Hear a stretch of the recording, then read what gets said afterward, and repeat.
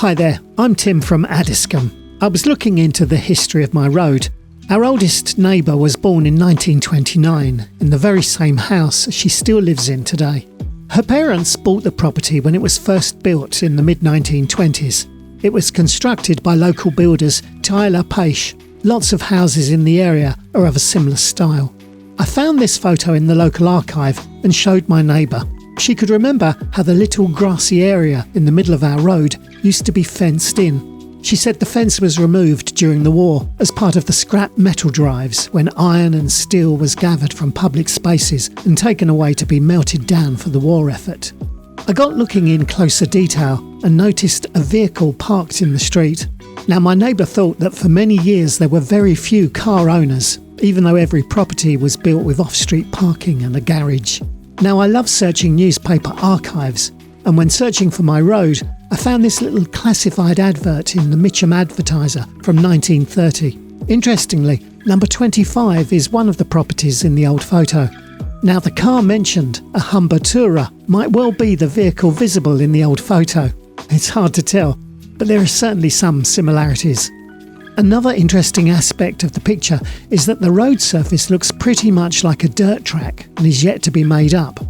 Searching again, I found this article from 1932 about how property owners on my road were in dispute with the council. It seems they were responsible for the cost of road and pavement. The council insisted that they must undertake the work, and at a price way more expensive than if local builders were employed to do the same task.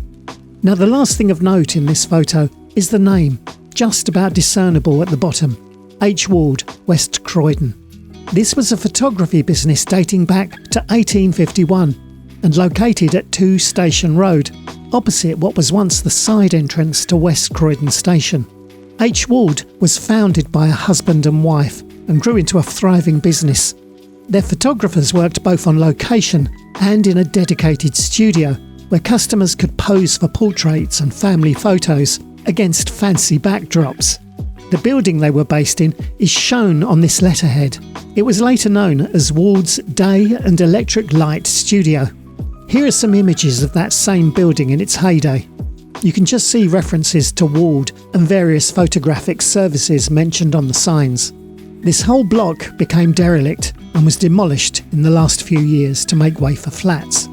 So that's my 3-minute history, inspired by an old photo of my road and carried out with the help of Find My Past, Croydon Archives and the Museum of Croydon.